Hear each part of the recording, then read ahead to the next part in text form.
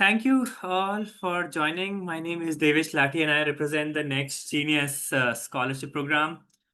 Very briefly, a little bit about Next Genius. The Next Genius Scholarship Program uh, helps and supports high school students from South Asia and connects them with life-changing scholarships to study at colleges and universities around the world. If you have a grade 12 student who is looking for a scholarship, please feel free to reach out to us and we can help you and guide you connect that student with a scholarship. We are meeting at a time of a lot of uncertainty, geopolitical shift, changing visa policies, and I'm sure you're hearing a lot of questions where there are students and parents, they are anxious about where and how to go and where to pursue their undergraduate education or their graduate education. As families in South Asia or other parts of the world begin to rethink their options beyond maybe the US institution. We have today with us institutions from Europe and UK joining us. And today they'll help us unpack some of these shifts. Joining us today, we have Dr. Kim Dusalut, who's the assistant professor and the coordinator of international student recruitment at University College Utrecht in the Netherlands. We have Veer Singh Anand, who is the director of the University of St. Andrews Global Center in India, representing University of St. Andrews on this session. Hello, Veer. And joining me is Neha Khanna, who is the representative for Sciences Po France. Hello, Neha. Once again, welcome to all the panelists and welcome to all the counselors and friends from the community. Uh, in today's session, we'll explore three key questions. We'll talk about the shifts in student interests to how students are repositioning themselves, maybe, and how they are addressing the critical concerns like safety, affordability, and post-study outcomes. Again, we are in very uncertain times and things continue to be fluid. Every day that we wake up, we hear something you know uh, sort of completely new, which changes whatever we have been thinking of. So I hope our three distinguished panelists can shed some light on the different questions that we have for you today. We'll straight away jump into the questions now, and I'll start with you, Kim. uh, have you observed any noticeable shift in student interest or in the application volumes from South Asia to your institution in the recent months? And if so, how do you think it is tied to the US policy and the uncertainty around it? Yeah, so for my particular institution, I work for University College Utrecht, which is a liberal arts and sciences college that's part of Utrecht University. Our application deadline was February 1st. So I think that was a little bit too early to see changes already, because that was about a week after Trump came into power. What we've seen now, because we had a deposit deadline on May 1st, is that we do seem to have more deposits, but how many of those people are going to come is, of course, still to be seen. For the Netherlands as a whole, most application deadlines for non-European students were April 1st. Most application deadlines for European students was May 1st. So we do have relatively reliable data for the Netherlands as a whole right now, and there don't seem to be any major changes. Some universities are down a little bit, some universities are up a little bit. But we're going to see what it means for enrollment, of course, in August. What I'm picking up anecdotally in most schools is that more students are keeping their options open until later, that they've deposited in the US as well as one or two other countries. Whereas before, maybe a school would have discouraged them from doing it, they're now allowing them to do it because everyone is sort of in a wait and see position. So we're dealing with many different scenarios in terms of incoming class because we're really not quite sure ourselves yet. Yes, thanks for answering that, Kim. And may I also ask you to sort of talk briefly about the UCU and just tell us a little bit about the international student numbers and what are some of the majors that students come to study at your institution? Yeah. So University College Utrecht, we're very small. We only have 750 students, but we are a part of Utrecht University. We're a college within that bigger university in the way that Oxford and Cambridge also have colleges. That was one of the inspirations.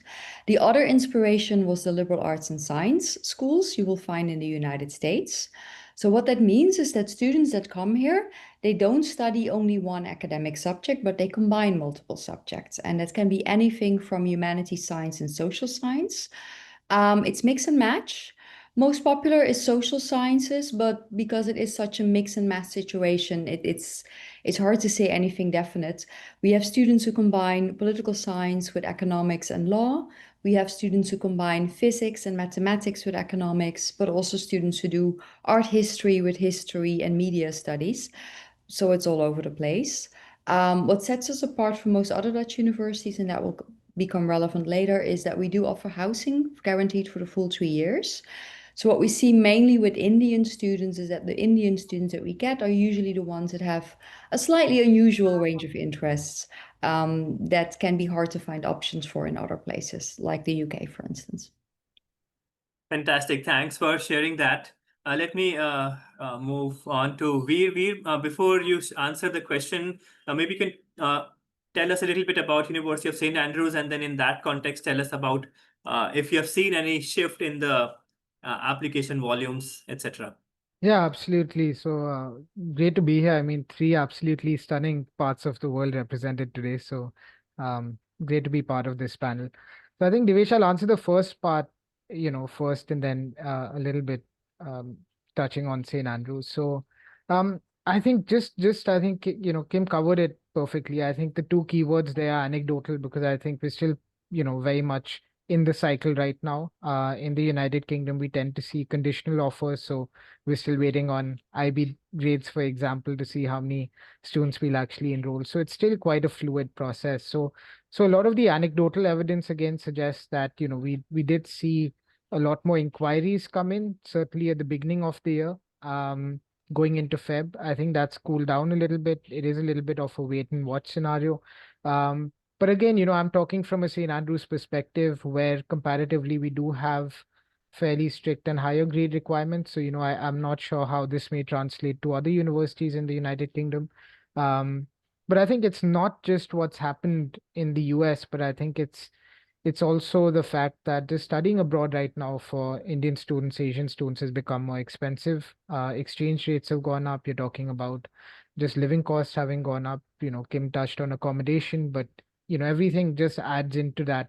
And then it comes down to this key word that a lot of Indian parents and students like to talk about, which is ROI, right? So how do you assess ROI? What's the return?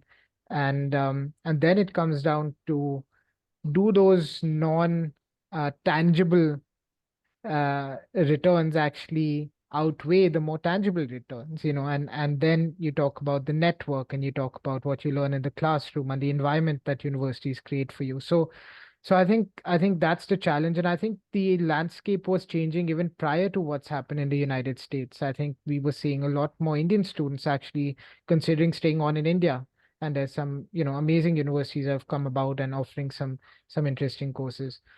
So again, we have seen a slight increase, particularly in the undergraduate model. We have seen inquiries increase.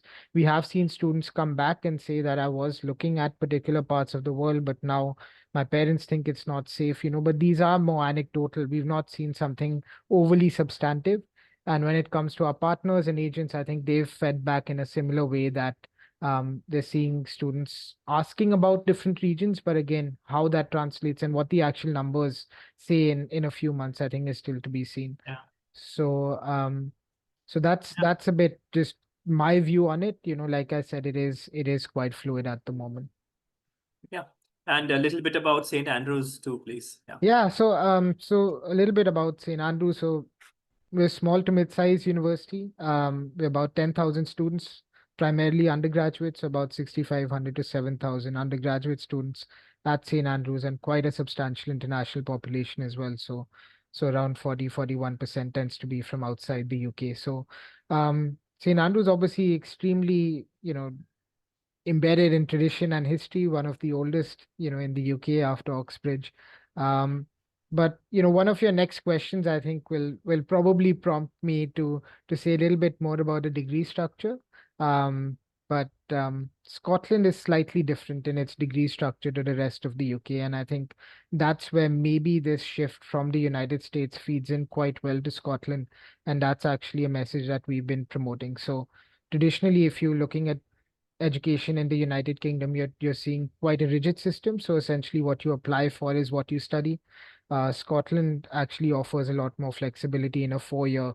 It's not exactly the liberal arts, but it's a lot more flexible than the English model. And so we do see a lot of students from the United States come to Scotland, um, also for that reason. So I can touch a bit more about that, and we've really been talking about that Yeah. a lot more because it does translate well to students who maybe wanted to go to the US for the flexibility, maybe not knowing exactly what they want to study, and now having seen Scotland as maybe a good alternative with the ability to actually do a few more subjects as well. So Yeah. that's something which is quite a USP, at least in the UK context, when it comes to St. Andrews. Yeah, that's interesting. I mean, I didn't know about that for sure. But thanks for sharing that, Veer. Let me bring Neha now. Neha, before, please to talk a little bit about Sciencepo and then also talk about if you have seen any shift in application numbers at your institution. Yeah. Thank you, Devesh. Thank you for this invitation for me to be a part of this panel. It's a great learning.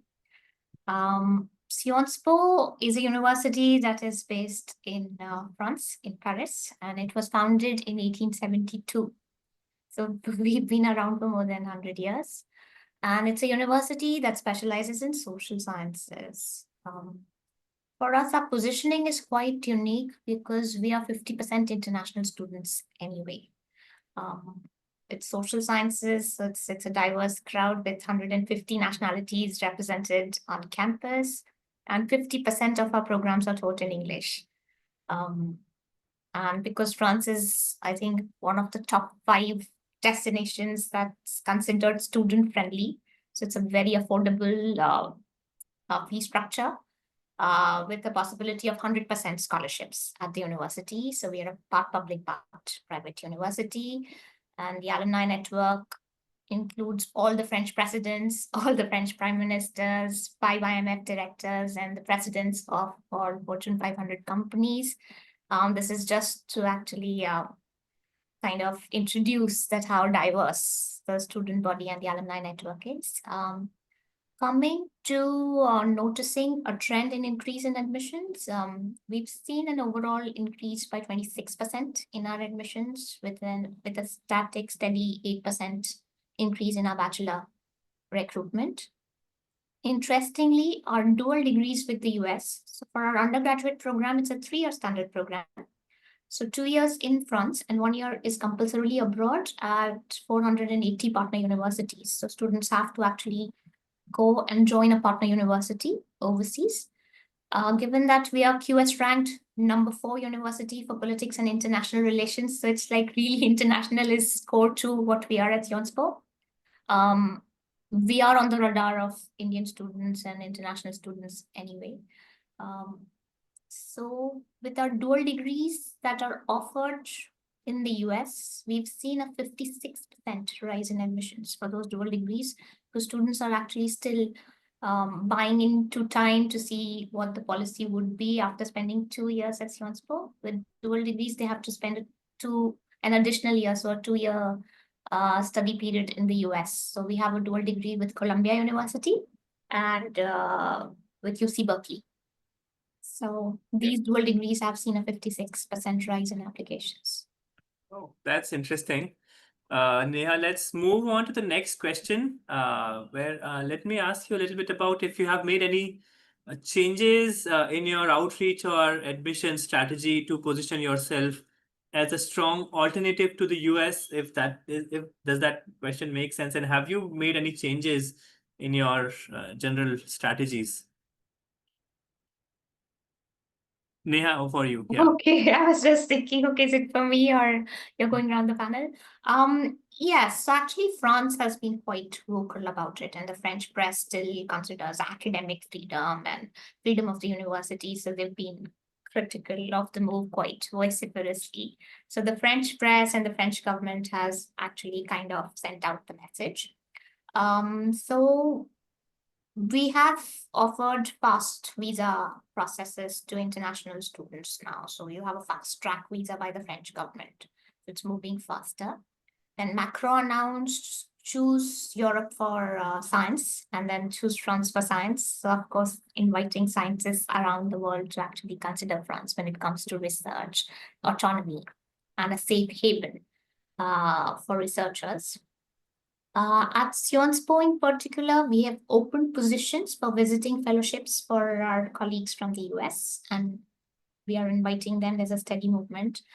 It's not something that is new to Sciences Po also because we have 480 partners all over the globe. So we do have partners in the US. So it's for me, it's a continuity.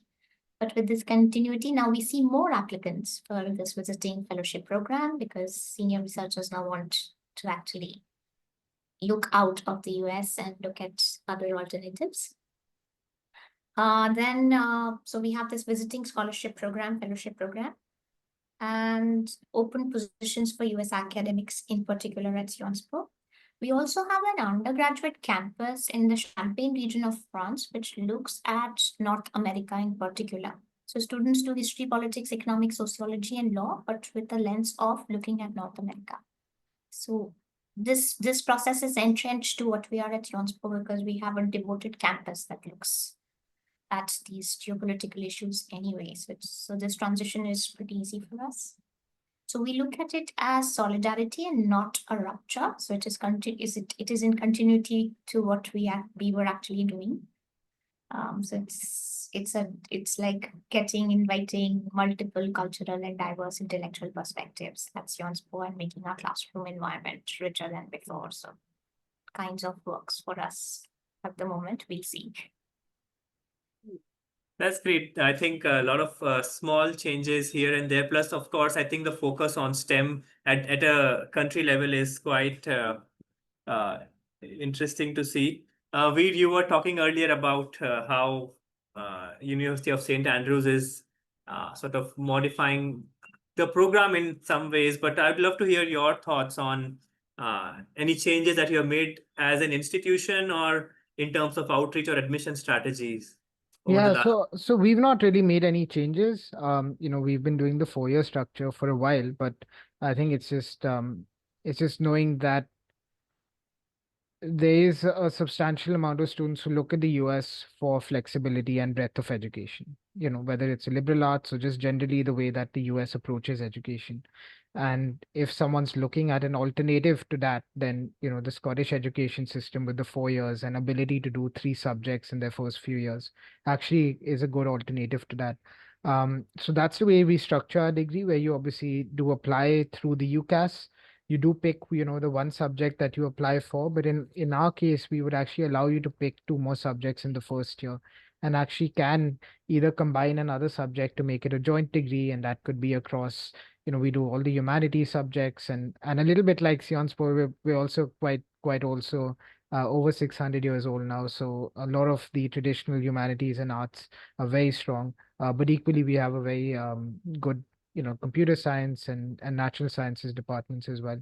And of course, economics and a new business school that came together the last few years. So you can actually combine a few different subjects. I'm actually an alum of St. Andrews myself, so so I avail that flexibility and really enjoyed it. So I think just from that perspective, we have seen students come to us because they do see it as an alternative. But I just wanted to add one more thing. We do this quite a unique degree with the College of William and Mary in the US. So this is actually 2 years with us and then 2 years with them. And we've seen that, our seats for that course have been filled up. So I think there is sometimes a lot of fear and, which is more perception based. But I think in reality, there is still, the United States with its 4,000 odd institutions is still going to be very strong. And I think people are just letting this pass by in that sense. So we've not made substantial changes.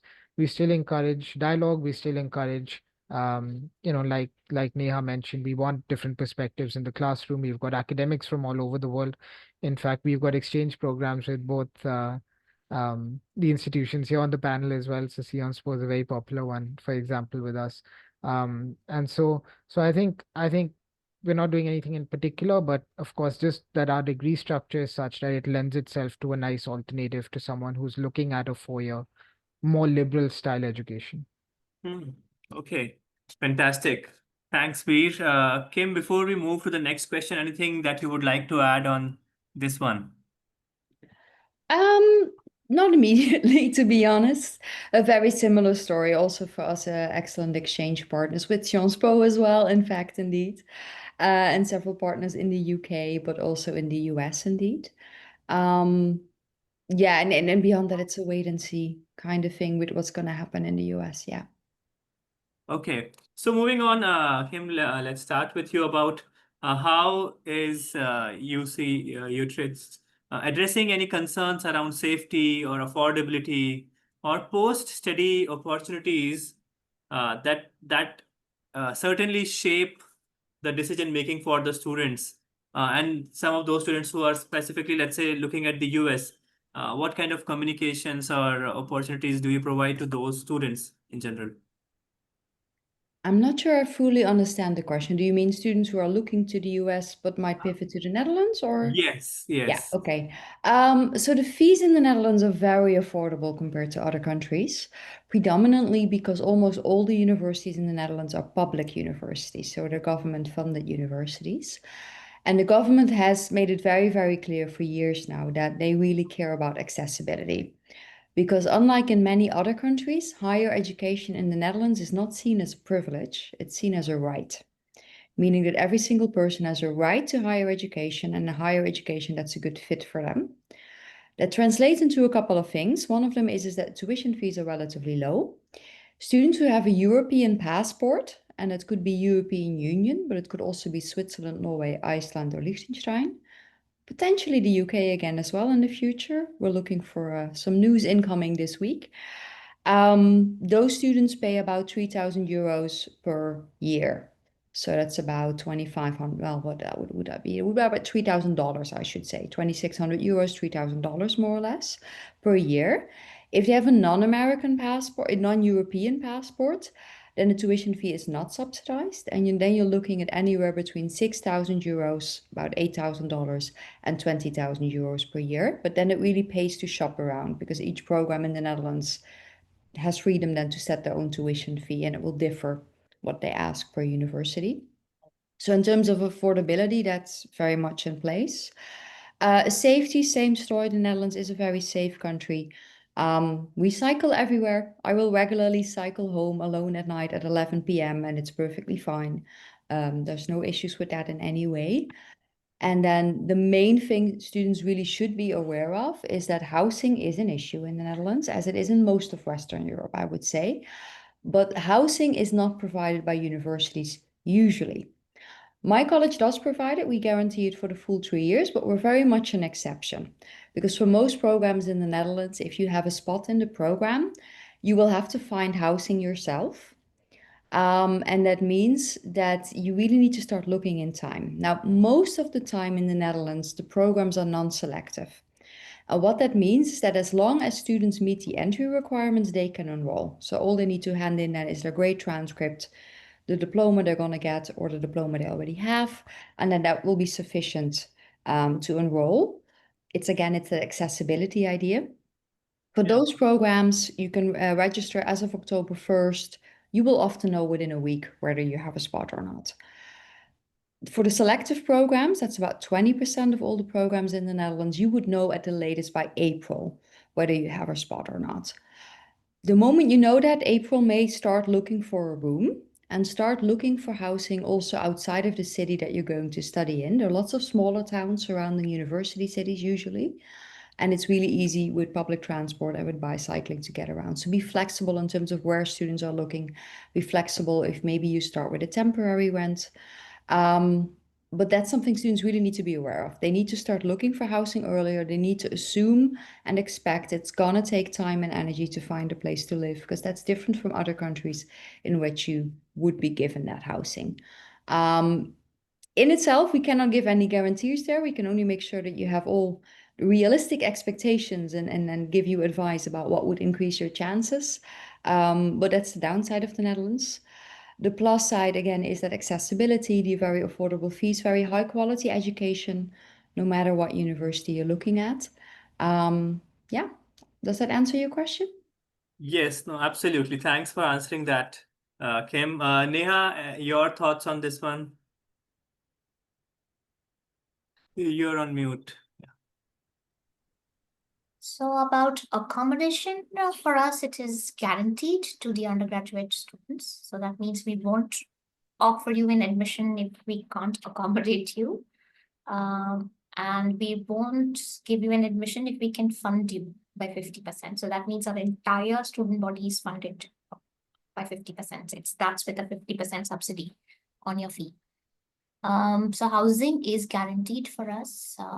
And especially, I think the Indian applicant pool is very aware of what all universities are actually internationalized. And if you're looking at political science, international relations, the word international, we are kind of a buzzword when it comes to our international audience. So I guess most of our students are aware that if you apply to Sciences Po, housing is guaranteed at the undergraduate level.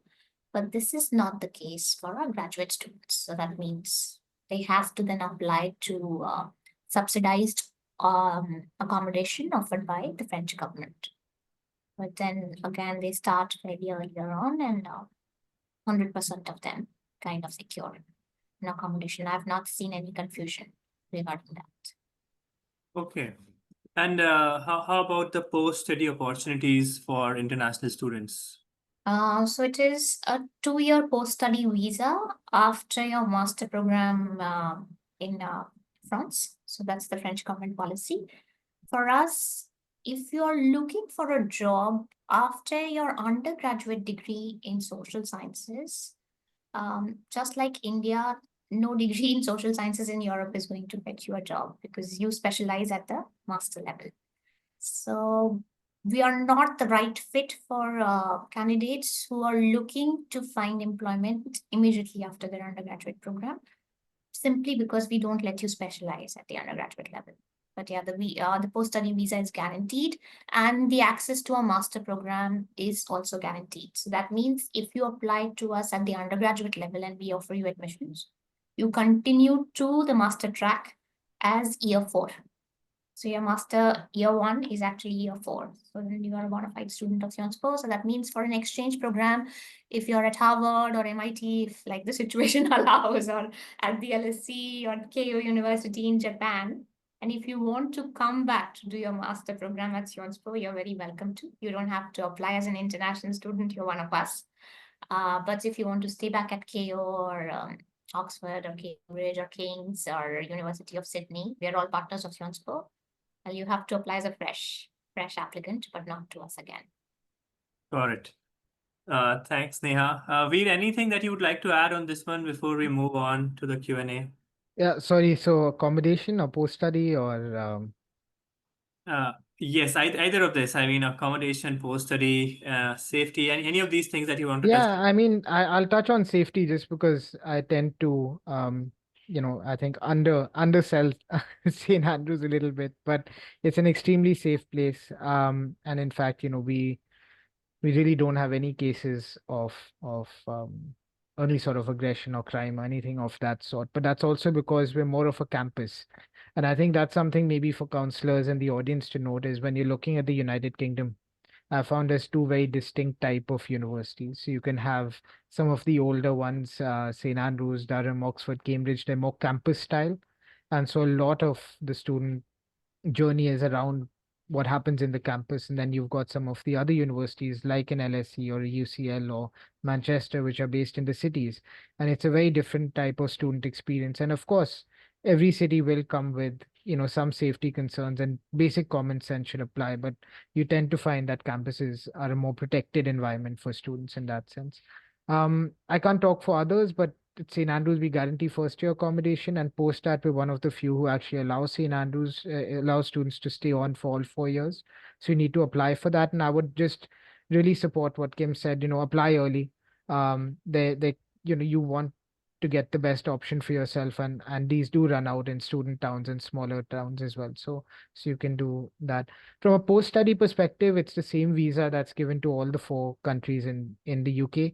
So you have your graduate route that you apply for after you graduate.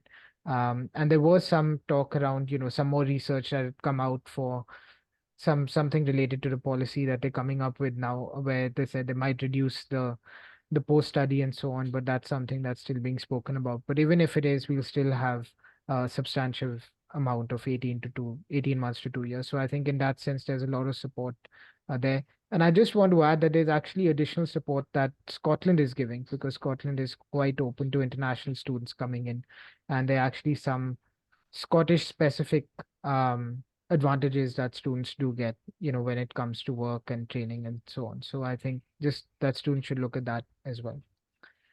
Fantastic. Thank you so much, Veer, for answering that question. Before we move on to the Q&A, thank you so much, all the 3 panelists, Neha, Kim, and Veer, for sharing your insights about, let's say, shift in application numbers and university-specific changes that you have made. I want to open the floor for the counselors, not just for asking questions, but please feel free to share with us about what you are hearing from your students on the ground. What are the general kind of questions that parents are asking right now? And maybe, it's a small group, so just please feel free to share your thoughts.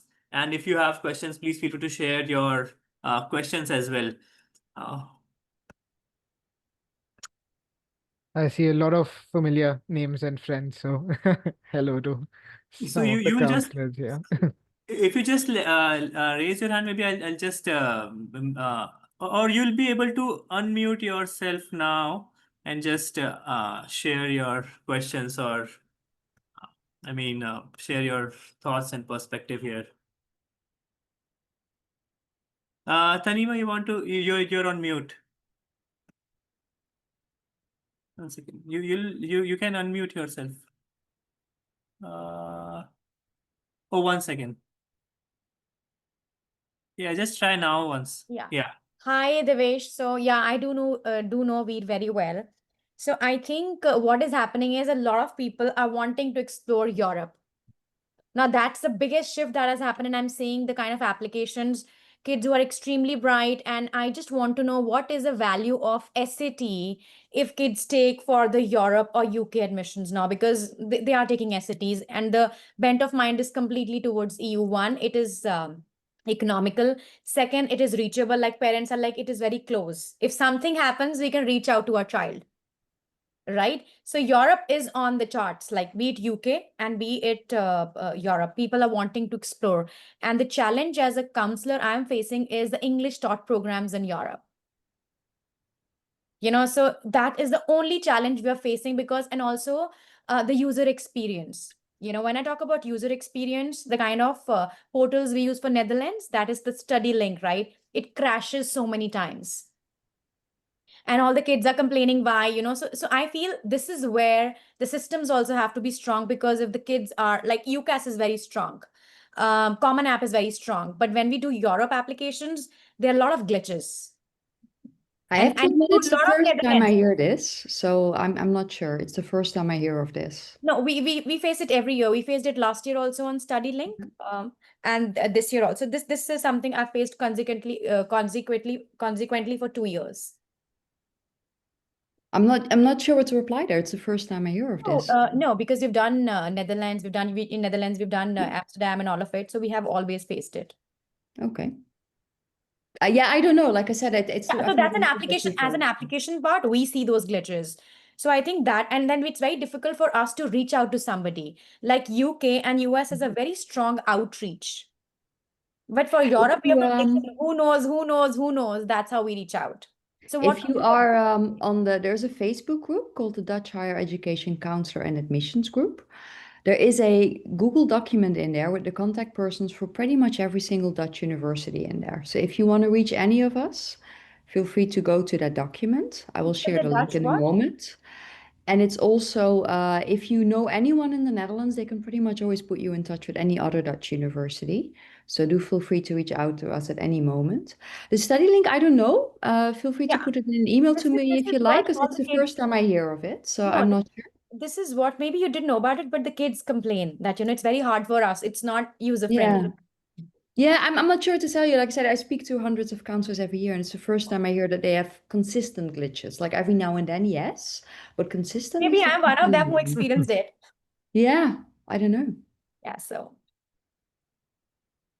I would actually love to hear from you about the SAT part of Tanima's question. Yeah. I mean, for UCAS, I always feel like it's a helpful addition if there's a high score. But what about Dutch unis or Sciences Po? So for the Netherlands, it's always about diploma equivalency. So they will look at the diploma a student has achieved and then look at how does it compare to the Dutch diploma you would need. Now, for most Indian diplomas, you wouldn't need to do the SATs because almost all the Indian diplomas are accepted, whether you're looking at the CBSE, the CISCE, or the NIOS, you don't need SAT scores with them because those diplomas in themselves are sufficient. There may be a request for an English proficiency score, but that's a separate issue. If you have an IB diploma, similar story, students who would get the IB would not be asked for the SATs. The only time when you would really need SATs for the Netherlands is if you're working for a school that offers the American high school diploma without the option to offer AP exams. Only then would universities ask for SATs. Having said that, the thing about the Netherlands is we don't have anything centralized like UCAS or Common App. StudyLink is there as a registration system. It's not an application system. And it also means that for the entry requirements, even though there are general recommendations from the government that almost everyone follows, universities can sometimes deviate from them, and it also applies to the SATs. But it really would only come into play if you have an American high school diploma without AP exams, because all Indian diplomas, IB diplomas, if you have those, universities would not ask for SAT. So, but what about Utrecht itself, right? Because at the University College, you have very few students. It's more selective than the average university, correct? Yeah. So, when you're selectively choosing to make offers, does having an SAT score, is that something that you would consider? No, you would not. Okay. It doesn't come into play at all. It's really about you need to meet those entry requirements. And then beyond that, because the SATs is also, I mean, it's an exam at a particular date. It's not the same as an education. So the diploma itself, if you have the right diploma, that's sufficient proof. Okay. Adding the SAT on top wouldn't add a whole lot. Okay. How about Sciences Po and St. Andrews? How do you look at the SAT, ACT data? Yeah, I mean, for us, I think it's optional for us. It's not a substitute for your high school transcript, so it's not something that we would expect in lieu of that. But we're one of the, I guess, UK institutions that if it is submitted, we will take a look at it. So yeah, it's optional. So I guess it comes down to, are you specially giving it for us? Then probably that's not the right option, particularly because most UK institutions understand Indian curriculums now. So of course you do have an Oxbridge, which may have a requirement for an AP from Indian boards and so on. But on the whole, 99% of the UK probably would not expect an SAT. So I think definitely for students from India or otherwise who are looking just at the UK, it's not something that I would suggest you need to specially give it for us. But if you happen to have given it and you want to, submit, I mean, you have to submit your scores then. We are one of the ones that would look at it. But again, in addition to, the transcripts, it's not a substitute for your high school grades. But there's no expectation is essentially what I'm saying. Okay. And Neha? Exactly the same position. We don't care about SATs or English proficiency tests. So we don't want them. Don't include them as part of your application. But if you do attach them, then we will consider them. And if we have to refuse you, we will refuse you on that basis. So one has to be careful with that. So it's better that if it's not a good score, don't attach it. But there is absolutely no requirement. And Neha, what is a good score? It would be 1450 plus. Okay. In the chat, you will see the link for the Dutch Higher Education Counseling Group. So if you would like to get connected with the Dutch universities, thank you, Kim, for sharing that. Please feel free to join that group on Facebook. And once again, we have some time for questions. So please just feel free to unmute yourself, ask your questions, or just even if you would like to share any insights or thoughts, just please feel free to do so. Can I ask a question? Yes, go ahead. I am not sure who's speaking. Tia, I can't turn on my camera, Okay, but Tia. Yeah. yeah. Can you please talk about internship opportunities as well as like the availability of part-time jobs around campus for students? So who would like to take that one? For Internships the and on-campus jobs.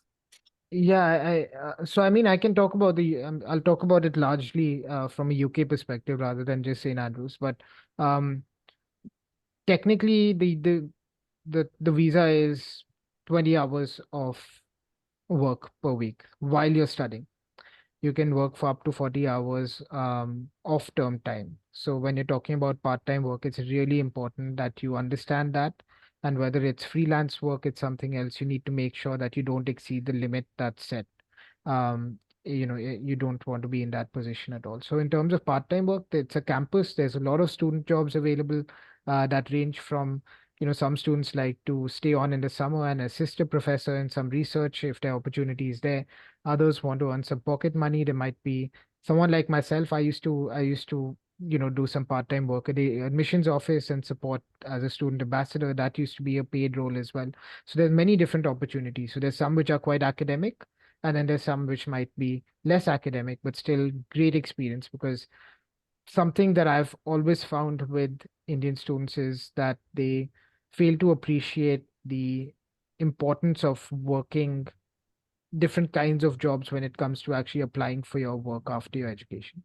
So it's not just formal internships, but actually answering questions in an interview about an experience of dealing with a tough customer or a tough client or things like that. You sometimes do need diverse experience, and that can include part-time work, internships, and so on. So I think it's important that you look at all sorts of work for that. So that's the part-time work. When it comes to internships, of course, we look at the winter as well as the summer as two parts of the year where students would do their internships.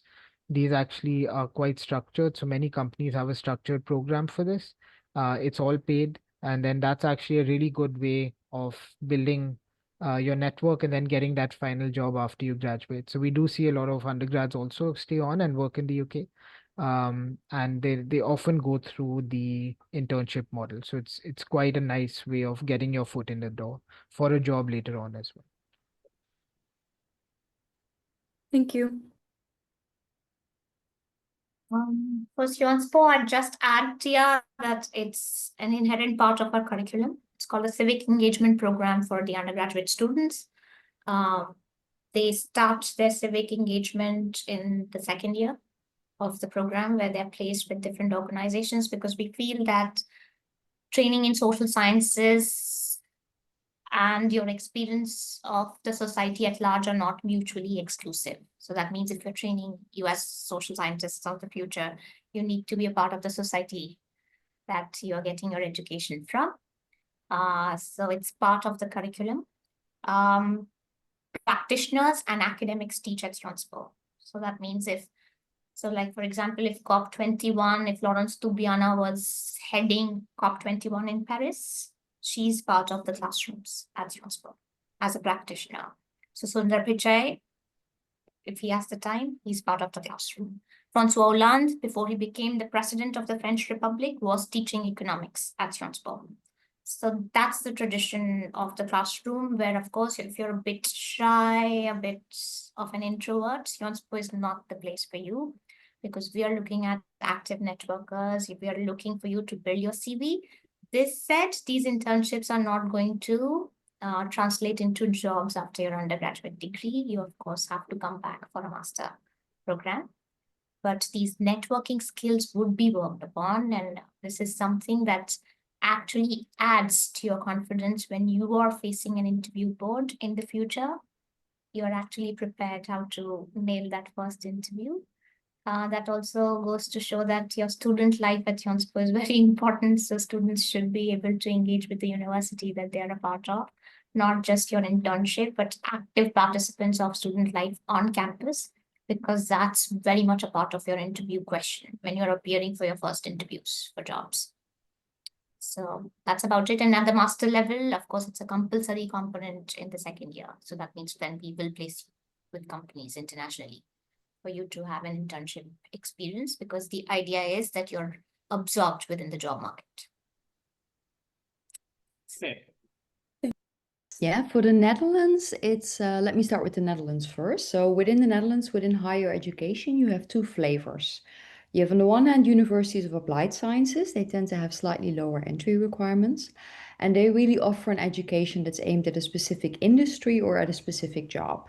So if you're looking for students who want to do sports management or graphic design or physiotherapy, anything like that, that would be at a University of Applied Science. These programs are 4 years, and they pretty much always include internships because they're really aimed at preparing you for a specific industry or a specific job. On the other hand, you have research universities that are aimed at training students to think like an academic. So they're really focusing on academic research. These programs are 3 years, but they do have higher entry requirements. So for instance, for American students, the American high school diploma on its own would not be sufficient because the entry requirements are much higher and basically are equivalent to 1 year of uni in the US. These programs may or may not include internships, and it depends a little bit on what you decide to study there. They will pretty much always give students the opportunity to do internships as part of the curriculum, either during the holidays or during the semester, but it depends on the program. For University College Utrecht, we have a so-called alumni internship program where we connect students with alumni that are working for companies or that own companies that are looking for interns. But on top of that, students can also choose to do an internship on their own, and that would then replace a class during the regular semester. That's possible, or they can do it during the semester or during the holidays. So that's for internships. When it comes to jobs, Dutch universities generally don't have campuses in the way you would find them in the US. It usually would have there may be something that's called a campus, which means that all the buildings where teaching and research takes place are there. They may sometimes have a residential campus, like my own university. You see it behind me, but that's very much an exception. Very often universities will just have buildings spread around the city where you would go for your classes. So jobs on campus are rare. There are some, but not many usually. Students would usually simply work in town. And that could be that they're tutoring, it could be that they're working in a restaurant or in a bar. It's a wide variety of jobs that's available. If they have a non-European passport, it is a little bit trickier. If they have a European passport, there are no demands, they can just start working. If they have a non-European passport, then the company would need to jump through a couple of bureaucratic hoops to hire them. So it is usually more difficult for them to find a job. It can take a little bit longer. But given how big the labor shortages are in many industries in the Netherlands, I found that over the last couple of years, for all of my non-European students, it really hasn't been an issue to find a job. Also because you don't need to speak Dutch to get a job. It's very common in many industries. As long as you speak English, you will usually be fine. Fantastic. Thanks, everyone, for answering that. We have time for one more question now. Yeah. Krishna, yeah, go ahead. Hi, so I'm from Shivnader School, Gurgaon. I wanted to kind of generally start by talking a bit about our experience with our students. I myself graduated from the University of Pennsylvania and came back. And so we've seen still the US kind of be the primary destination for our students, but recently, and especially with policy changes, definitely there have been students who are looking now at other countries, and actually, especially University of St. Andrews and Sciences Po have been popular universities with our students. But with the Netherlands as well, we actually just had a session earlier today on Nordic countries and Finland and Sweden, and as well as countries like Georgia and Hungary that are offering programs to students. And we had a whole discussion on universities of applied science versus research universities. So there's definitely been kind of that shift for our students, and they're looking at, not just Europe, but now also Australia, Singapore, a lot of other international destinations. My first question, I think Neha mentioned that 50% of programs taught at Sciences are English. I wanted to ask, in the Netherlands and at your university specifically, Kim, what's the ratio look like? How many programs are taught in English? Are all of them taught in English? That was my first question. Yeah. So for the Netherlands as a whole, there are over 400 bachelor programs that are taught entirely in English. So that's quite a lot. And it really ranges from things like physiotherapy, but also physics, business management, engineering. Almost everything will be available in English somewhere. Okay. A few programs are not, so let me mention them because it's really just a handful. Veterinary science is not on offer in English. Architecture is not on offer in English. Medicine is not on offer in English. So that's one thing to keep in mind. If students are looking for medicine, the Netherlands should not be on the table. Psychology is offered in English, but will be available in fewer places in the future. So that is available, but there will be fewer spots available for that in the future in English. For my own university, University College Utrecht, we only offer one bachelor program, and that's liberal arts and sciences. That one's entirely in English. About half of our students come from abroad, so it needs to be in English as well. And it also applies to all the clubs on campus. Everything is in English, all the campus activities too. Utrecht University as a whole has about 8 or 9 bachelor programs in English, and we are one of the universities with the fewest programs in English in the Netherlands. But the college where I work is entirely in English. Thank you. Probably within Europe, we probably have the widest range of options in the Netherlands in terms of English language programs.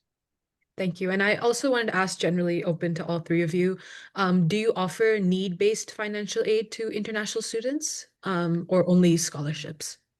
There are, in the Netherlands as a whole, there are almost no scholarships. So that's one thing to be aware of. It's the other side of those low tuition fees, because low tuition fees also mean that universities have lower revenues, and it means there's less money available for scholarships.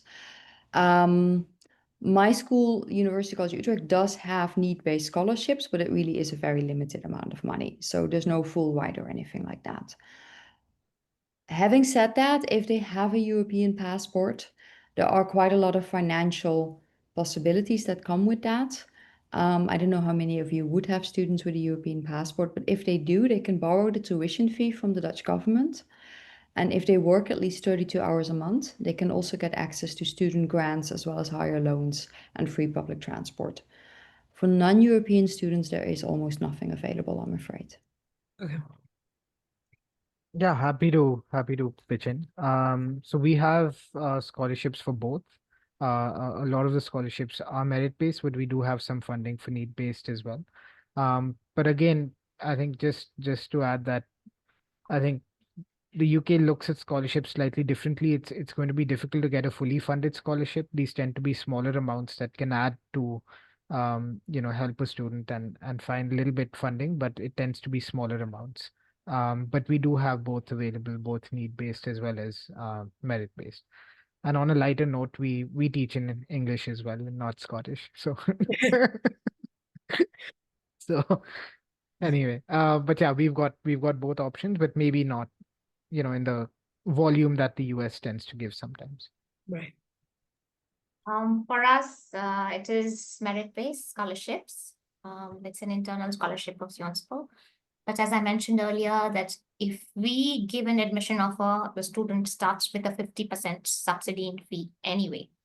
On top of that, if we are worried to lose the student, we top it up with scholarship. So it's competitive. So some Indian students pay us 0 tuition fee because they are on 100% fee waiver from us. Then I work at the French Embassy in India, and they have a scholarship called the Sharpak Scholarship. I'll type all these names in the chat box for you to actually take a note of.